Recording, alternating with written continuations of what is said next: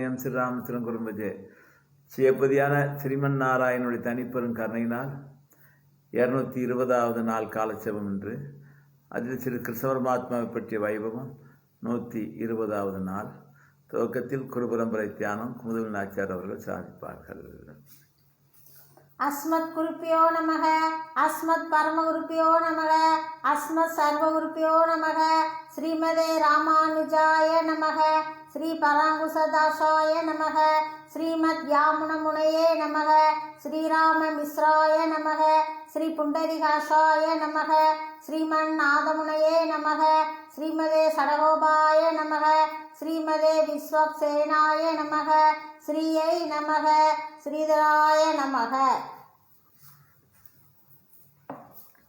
ஸ்ரீமன் நாராயணனுடைய தனிப்பெரும் கிருபையினால் 220வது நாள் காலட்சேபம் என்று தொடர்ச்சியாக அதில் ஸ்ரீ கிருஷ்ண பரமாத்மா பற்றிய வைபவம் 125 நாள் காலட்சேப கிரமத்தில் இன்றைக்கு 120வது நாள். இன்னும் 5 தினங்கள் தான் கிருஷ்ணாவதாரம் பூர்த்தியாவதற்கு. உத்தவகீதையை பார்த்து கொண்டிருக்கிறோம். உத்தவர் கிருஷ்ணாவதாரத்தை முழுமையாக அறிந்து கொண்டவர், கிருஷ்ண பரமாத்மாவுடைய பரிபூர்ணமான அன்பை பெற்றவர், ஸ்ரீ கிருஷ்ணன் மீது அளவிட முடியாத பிரேம பக்தியை உடையவர். பகவான் அவதாரத்தை முடித்துவிட்டு பரமபதம் எழுந்தருள தயாராகிவிட்டார் என்று அறிந்து அவரை வணங்கி அவரிடம் நிறைய சந்தேகங்களை கேட்கிறார். அவைகளுக்கெல்லாம் எம்பெருமான் பதில் சொல்கிறார்கள். அதை தொடர்ந்து பார்த்து கொண்டிருக்கிறோம். இன்றைய தினத்தில் முக்குணங்களுடைய இயல்புகளை கேட்கிறார். 3 குணத்தை உடையவர்கள் எப்படி இருப்பார்கள் என்று ஒரு கேள்வி உத்தவர் கேட்கிற பொழுது பகவான் அதற்கு பதில் சொன்னார். ஒவ்வொரு மனிதனும் தனித்தனியான குணங்களை உடையவர்களாக திகழ்கின்றார்கள். அந்த குணங்களின் காரணமாக அவரவருடைய சுபாவம் மாறுபடுகிறது. குணங்களால் தான் மாறுபடுகிறது. அந்த குணம் சாத்விக குணம் என்றும் ரஜோகுணம் என்றும் தாமச குணம் என்றும் முப்பெரும் பிரிவாக அமைந்திருக்கிறது. இதை தாண்டது சுத்த சாத்விகம். சுத்த சாத்விகம் என்பது பிரபன்னர்களுக்கே உரித்தான குணங்கள். இந்த குணங்கள் எல்லாம் தனக்காகவே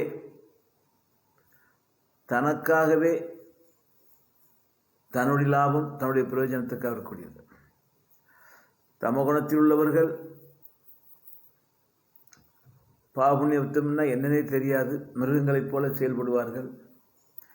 தன்னுடைய சுகத்திற்கு லாபத்துக்கு எதையும் செய்வார்கள். ரஜகுணத்தில் உள்ளவர்களுக்கு நன்மை தீமை தெரியும். தனக்கு எது சாதகமோ அதை செய்வார்கள். அதுக்கு பரிகாரமும் தேடுவார்கள். சாத்விக குணத்தில் உள்ளவர்கள் தீமை செய்ய மாட்டார்கள், பிரத்தியாருக்கு இருக்க மாட்டார்கள், ஆனால் தனக்காக வாழ்வார்கள்.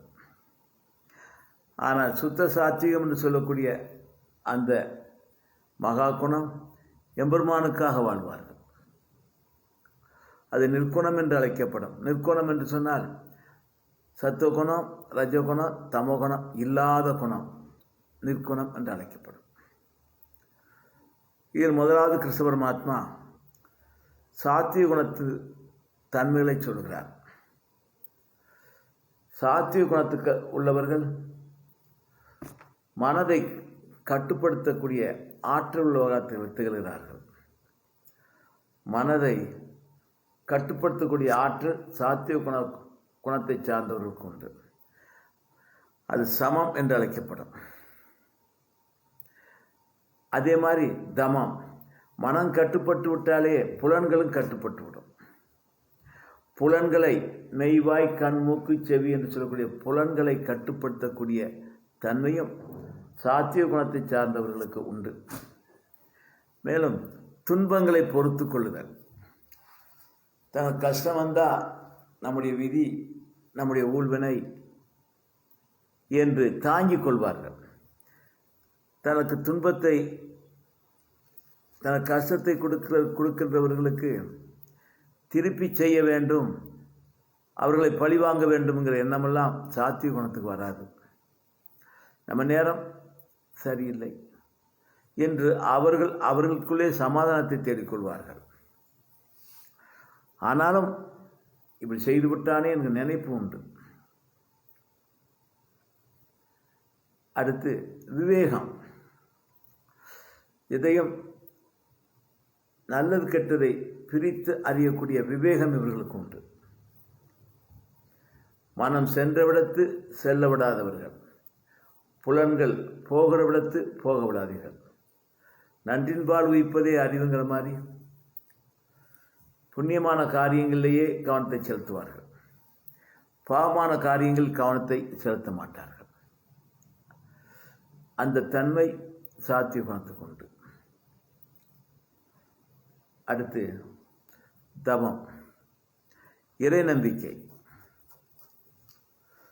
பலமான கடவுள் நம்பிக்கை உடையவர்களாக திகழ்வார்கள். அந்தந்த தாங்கள் வணங்குகிற கடவுளை குறித்து விரதங்களை கடுமையாக மேற்கொள்வார்கள். பூஜைகள் கடுமையாக செய்வார்கள். சுத்தமான ஆஸ்திக பண்பு நிறைந்தவர்களாக திகழ்வார்கள். அடுத்து சத்தியம். எப்பொழுதும் தனக்கும் பிறருக்கும் சத்தியவானாகவே திகழ்வார்கள். மற்றவர்களுக்கு மட்டும் சத்தியம், தனக்கு சத்தியம் இல்லை என்பதில்லை, உள்ளும் புறமும் சத்தியமாகவே இருக்கும். நம்பலாம். சாத்திய குணத்துக்காரர்களை நம்மால் நம்ப முடியும். கஷ்டப்பட்டாலும் நம்பிக்கை துரோகம் பண்ண மாட்டார்கள். உண்மையே பேசுவார்கள். அந்த தன்மை உண்டு. அதே மாதிரி இரக்க குணம். சாத்திய குணத்துக்காரங்களுக்கு தான் தயைன்னு சொல்லக்கூடிய இரக்க குணம் உண்டு. அந்த இரக்க குணத்தினால் பிறருக்கு உதவி செய்வார்கள். தன்னால் முடிந்தவரை பிறருக்கு உதவி செய்யக்கூடிய தன்மையும் உண்டு. அதே மாதிரி ஸ்மிருதி. தனக்கு ஒரு நன்மை செய்தால் அதை மறக்க மாட்டார்கள். அதை நினைத்து கொண்டே இருப்பார்கள். தாங்கள் பிரதி உபகாரம் செய்தாலும் கூட அவர்கள் தங்களுக்கு செய்ததைத்தான் இவர்கள் மறவாமல் வைத்திருப்பார்கள். அவர்கள் செய்த உதவிக்கு பிரதிபகாரம் செய்திருப்பார்கள் இவர்கள். ஆனாலும் தான் பிரதிபகாரம் செய்துவிட்டோம், அது கழிந்து விட்டது நினைக்க மாட்டார்கள். அவர்கள் ஆபத்துக்கு உதவினார்கள், தேவைக்கு உதவினார்கள் என்று அவர்களை பற்றி நன்றி விசுவாசம் இந்த சாத்திய குணக்காரங்களுக்கு எப்பொழுதும் உண்டு. செய்நன்றி மறக்கவே மாட்டார்கள். அதே மாதிரி சந்தோஷமான காரியங்களில் ஈடுபடுவார்கள். தாங்கள் சந்தோஷப்படுவது மட்டுமல்லாமல் தன்னை சார்ந்தவர்கள் சந்தோஷப்பட வேண்டும், பிறர்களும் சந்தோஷப்பட வேண்டும், பிற உயிர்களும் சந்தோஷப்பட வேண்டும்ங்கிற எண்ணம் இவர்களுக்கு உண்டு. தியாக மனப்பான்மை, விட்டு கொடுக்கிற மனப்பான்மை உண்டு. எதையும் ஊர் நன்மை, உயிர்களின் நன்மைக்காக வேண்டி தியாகம் பண்ணக்கூடிய மனப்பான்மை இவர்களுக்கு உண்டு. பிற உயிர்களின் நன்மைக்காக வேண்டி தியாகம் செய்யக்கூடிய மனப்பான்மை இவர்களுக்கு உண்டு. எதையும் சிரத்தையோடு செய்வார்கள். தனக்கு என்ன பிரயோஜனம் என்று நாடாமல், அது பிரயோஜனம் இருக்கோ இல்லையோ, எடுத்த காரியத்தை சிரத்தையோடு பண்ணுவார்கள். அடுத்து லட்சை, நாணப்படுவார்கள். சாஸ்திரங்களில் விதிக்கப்படாததை பேசுவதற்கோ நினைப்பதற்கோ செய்வதற்கோ இவர்கள் வெட்கப்படுவார்கள், லட்சப்படுவார்கள். அதே மாதிரி தானம் கொடுப்பதற்கு பிரியப்படுவார்கள் சாத்திய கொண்டு சார்ந்தவர்கள்.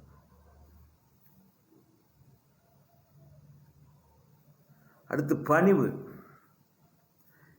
இவர்கள் எவ்வளவுதான் படிப்பில் உயர்ந்திருந்தாலும் சரி, பதவியில் உயர்ந்திருந்தாலும் சரி, செல்வத்தில் உயர்ந்திருந்தாலும் சரி, எப்படி எந்த நிலைகளில் உயர்ந்திருந்தாலும் பணிவு என்பது இவர்களுக்கு இருக்கும். பவ்யமாகத்தான் பேசுவார்கள், பெரியோர்களுக்கு மரியாதை கொடுப்பார்கள். அந்த தன்மை. மேலே இவர்கள் எளிமையை விரும்புவார்கள்.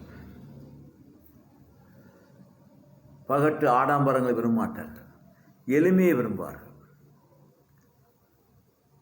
பார்த்தா இவரை பற்றியுள்ள வைபவங்கள் நிறைய கேள்விப்பட்டிருப்பாங்க, இவருடைய பெருமையை நிறைய கேள்விப்பட்டிருப்பார்கள். ஆனால் பார்த்தால் எளிமையாக இருப்பார்கள். அவரா இவர், அப்பேற்பட்டவரா இவர் என்று ஆச்சரியப்படக்கூடிய அளவுக்கு இருப்பார்கள். சாத்திய குணத்தை உடையவர்கள். சமம், தமம், துன்பங்களை பொறுத்து கொள்தல், விவேகம், தவம், சத்தியம், தயை, சுமிர்தி, சந்தோஷம், தியாகம், சிரத்தை, லட்சை, தானம், பணிவு, எளிமை, இதெல்லாம் சாத்திய குணக்காரங்களுக்கு இருக்கக்கூடிய பண்புகள். இனி நேர ரஜகுணம். ரஜகுணக்காரர்கள் பேராசை உடையவர்களாக இருப்பார்கள். பேராசை உடையவர்களாக இருப்பார்கள். தங்களுடைய ஆசைகள் நிறைவேற்றுவதற்காக வேண்டி கடுமையான முயற்சி எடுப்பார்கள், விடாமுயற்சி எடுப்பார்கள். அது தப்பான வழியில் முயற்சியா, அது சரியான வழியில் முயற்சியா என்பதை கவலைப்பட மாட்டார்கள். தங்களுடைய ஆசைகள் நிறைவேற்றணும், அது அடுத்தவர்களுக்கு தீமுக்கு விளைவிக்கிறதா நன்மை விளைவிக்கிறதா என்று யோசனை பண்ண மாட்டார்கள். அப்போ முயற்சி கடுமையாக உண்டு. அது நல்ல முயற்சியா தீய முயற்சியா இதெல்லாம் இல்லை, முயற்சி உண்டு. அடுத்து அவர்களிடம் இருமாப்பு. எந்தெந்த வகையெல்லாம் செருக்கு உண்டோ அதெல்லாம் உண்டு அவர்களுக்கு. பணிவெல்லாம் பார்க்க முடியாது, எளிமையெல்லாம் பார்க்க முடியாது. தாங்கள் ஐஸ்வர்யமிக்கவர்கள், இவர்களாம் ஐஸ்வர்யம் இல்லாதவர்கள். தாங்கள் கல்வியில் மேம்பட்டவர்கள், இவர்கள் கல்வியே இல்லாதவர்கள். பதவி அதிகாரமுடையவர்கள், இவர்கள் சாதாரணவர்கள் என்று எல்லா விஷயங்களிலும் தன்னை உயர்த்தியே நினைத்து கொண்டு மற்றவர்களை தாழ்த்தியே நினைத்து கொண்டிருக்கக்கூடிய பண்பு இவர்களுக்கு உண்டு. அதுதான் இருமாப்பு. அடுத்து வேட்கை. தாங்கள் உயர வேண்டும், தாங்கள் பேர் பெற வேண்டும், தாங்கள் ஐஸ்வர்யங்களை பெற வேண்டும் என்கிற ஆசை இவர்களுக்கு நிறைய உண்டு. புகழ் சம்பாத்தியம் பண்ண வேண்டும், ஐஸ்வர்யங்களை சம்பாத்தியம் பண்ண வேண்டும், உயர்ந்த பதவிகளை அடைய வேண்டும் என்கிற ஆசை இவர்களிடம் நிறைய உண்டு. அதே மாதிரி தான் எடுத்த முடிவு தான் முடிவாக இருக்குமே தவிர பிரத்தியார் சொன்னால் கேட்க மாட்டார்கள். திமிர்னு சொல்கிறோம் இல்லையா, அவன் திமிர் பிடிச்சவன் எங்கே கேட்க போகிறான், அந்த சுபாவம் இவர்களுக்கு உண்டு. தங்களுக்கு சாதகமானால் அடுத்தவர்கள் சொன்னதை கேட்பார்கள், தங்களுக்கு பாதகமானால் கேட்கவே மாட்டார்கள். தாங்கள் சொன்னது தான் பிடித்தபடியாக இருப்பார்கள். அடுத்து தாங்கள் ஐஸ்வர்யத்தை பெறுவதற்கு, பதவியை பெறுவதற்கு, புகழை பெறுவதற்கு தெய்வ வழிபாடுகளெல்லாம் சிறப்பாக செய்வார்கள். கோயில்களுக்கெல்லாம் நிறைய நல்ல காரியம் செய்வார்கள். நோக்கம் தாங்கள் புகழ் பெற வேண்டும், தாங்கள் செல்வந்தர்களாக ஆக வேண்டும், தங்களுக்கு ஆயுசு வேண்டும் என்று கோயிலுக்கு வேண்டிய காரியங்களை செய்வார்கள், இறைவனை வேண்டவும் செய்வார்கள். அடுத்து துவேச எண்ணம். தாங்கள் தான் உயர்ந்தவர்கள், மற்றவர்கள் தாழ்ந்தவர்கள் என்கிற துவேச எண்ணம் இவருடன் எப்பொழுது இருந்து கொண்டே இருக்கும். ரஜோகுணத்துக்கு காரணம் துவேச எண்ணம் இருந்து கொண்டே இருக்கும். அடுத்து மெய்வாய் கண்மூக்கு செவின்னு சொல்லக்கூடிய இந்த 5 புலன்கள் வழியாக இன்பங்களை பெறுவதற்கு ஆர்வம் உடையவர்களாக இருப்பார்கள். 5 புலன்கள் வழியாக ஆனந்தத்தை பெறுவதற்கு மிகுந்த ஆசை உடையவர்களாக திகழ்வார்கள் ரஜோகுணத்தை சார்ந்தவர்கள். இவர்களுக்கு கலகம், சண்டை, சச்சரவு என்றால் நம்ம உற்சாகமாக இருக்கும். சண்டை சச்சரவு ஏற்படுத்துவதில் உற்சாகமாக இருப்பார்கள். பகை என்று வந்தால் வீரத்தை காட்டுவார்கள். எந்த விதத்திலும் தான் புகழ் பெற வேண்டும், அதில் கண்ணு கருத்துமாக இருப்பார்கள். அடுத்து பிரத்தியார்களை எள்ளி நகையாடுவார்கள், ஏளனம் பண்ணுவார்கள். பிரத்தியாருடைய இயலாமை எண்ணி ஏளனமாக நகையாடுகிற பண்பு இவரிடம் உண்டு. ஆனால் பராக்கிரமிக்கவர்கள் ஒரு காரியத்தை சாதிப்பதில் வல்லவர்கள், சாதித்து விடுவார்கள்.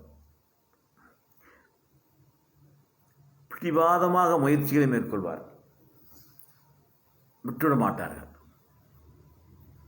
தோல்வி கிடைத்தாலும் மீண்டு விட மாட்டோம், எப்படியாவது அடைந்து விட வேண்டும் என்று சொல்லி பிடிவாதத்தோடு முயற்சிகளை மேற்கொள்வார்கள். இதெல்லாம் ரஜோகுணத்துக்காரர்களுக்கு இருக்கக்கூடிய குணங்கள். அடுத்து தமோகுணம். தமோகுணத்துக்காரர்களுக்கு கோபம். எதையாவது சிந்தனை செய்து கொண்டு, யாரையாவது சிந்தனை செய்து கொண்டு, எந்த பிரச்சனையாவது இறந்த கால பிரச்சனையோ நிகழ்கால பிரச்சனையோ வருங்கால பிரச்சனையோ நினைத்து கொண்டு கோபம் இருக்கும். பொறுமை இருக்காது. அடுத்தவர்கள் பேச பயப்படுவார்கள்.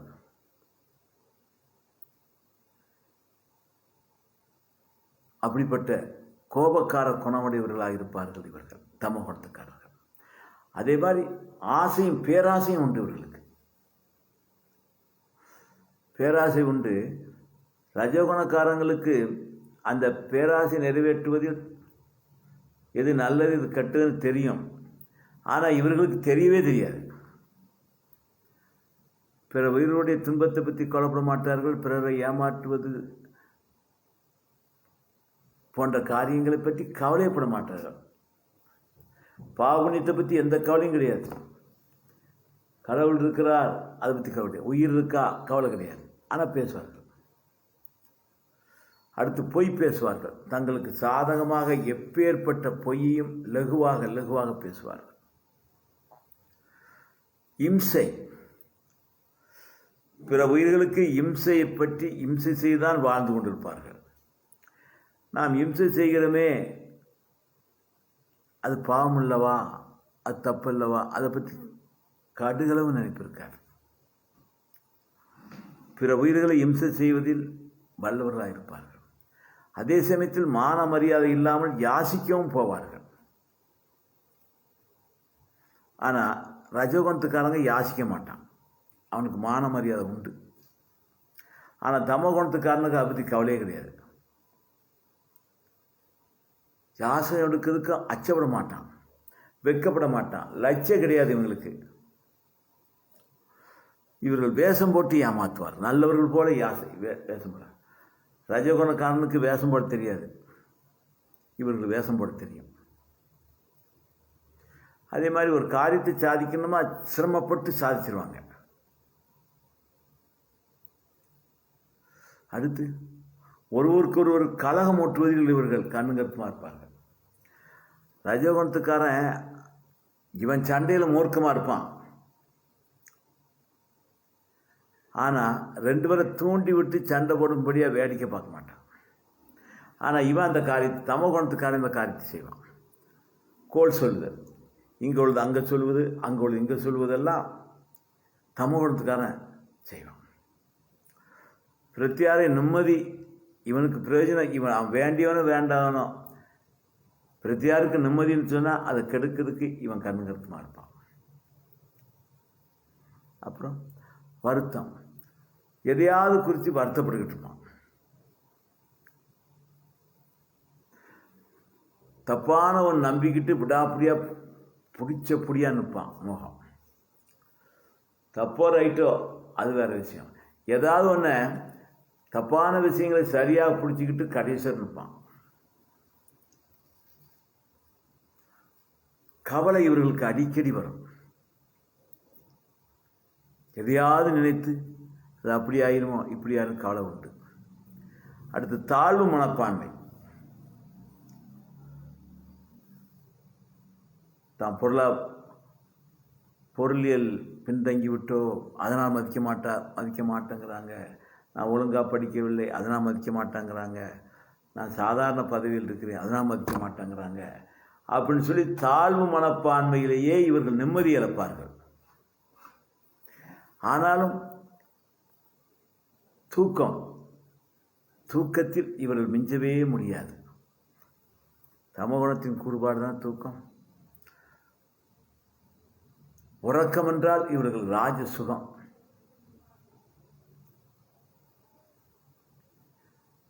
தூக்கத்தின் மீது மிகுந்த பற்றுதல்.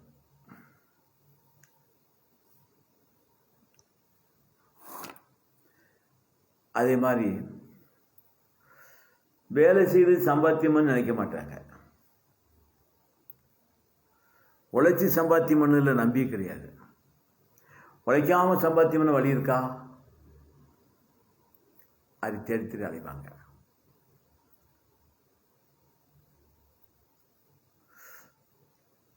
எந்த ஒரு வாய்ப்பு இல்லாமல் எங்கிருந்தால் பணம் வரும்னு எதிர்பார்த்துட்டு இருப்பான். எந்த முகாந்திரமும் கிடையாது இவனுக்கு காசு பணம் பொருள் வருவதற்கு. ஆனாலும் ஏதாவது ஒன்று தப்பாக நம்பிக்கிட்டு இருப்பான்.